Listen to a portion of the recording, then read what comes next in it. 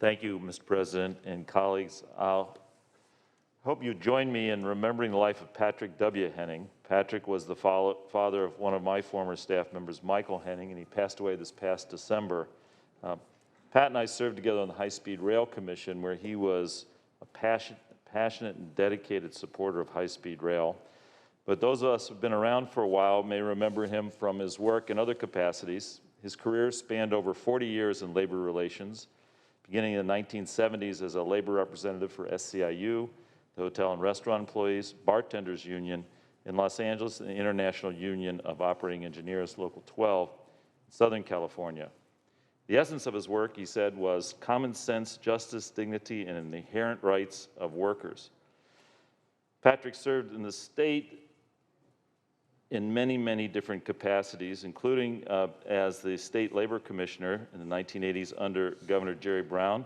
He also served in this building as staff director of both the California State Assembly as well as Senate labor committees for 17 years. Later, Governor Schwarzenegger appointed this longtime labor leader to direct the state's Employment Development Department in 2004. These are the things that he was paid for, but he was also the executive director of the Catholic Labor Institute of Los Angeles, a member of a number of different boards and commissions, including the Commission on the Status of Women, State Workforce Investment Board, served as chair of the state's multi-agency joint enforcement strike force on the underground economy, and the Agricultural Labor Relations Board, serving during difficult negotiations between the farm worker unions and then Governor Deukmejian.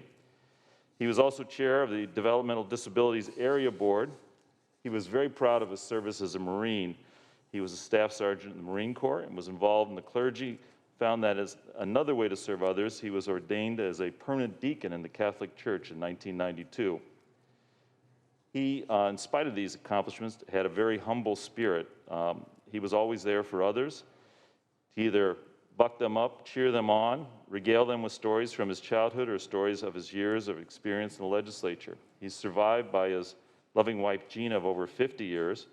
He was incredibly proud of his children. I know that from personal experience. His son, Patrick, who many of you know, his son, Robert, sadly deceased, daughter, Erin, and son, Michael. He also leaves behind 4 grandchildren, Chloe, Joseph, Nora, and Jack. He was a devoted brother to 6 siblings and is survived by many nieces and nephews. Some of us, maybe only a very few, will remember his father, Jack Henning, who served as Undersecretary of Labor under President Kennedy, as ambassador to New Zealand under President Johnson, and as Executive Secretary-Treasurer of the State Labor Federation for 26 years. Patrick said that his father, Jack, taught him that the working men and women are the backbone of this country and they ought to be recognized for their contribution. And it is appropriate that we in the State Center honor him for his contributions to the state of California. I ask you to join in remembering Patrick W. Henning, Sr.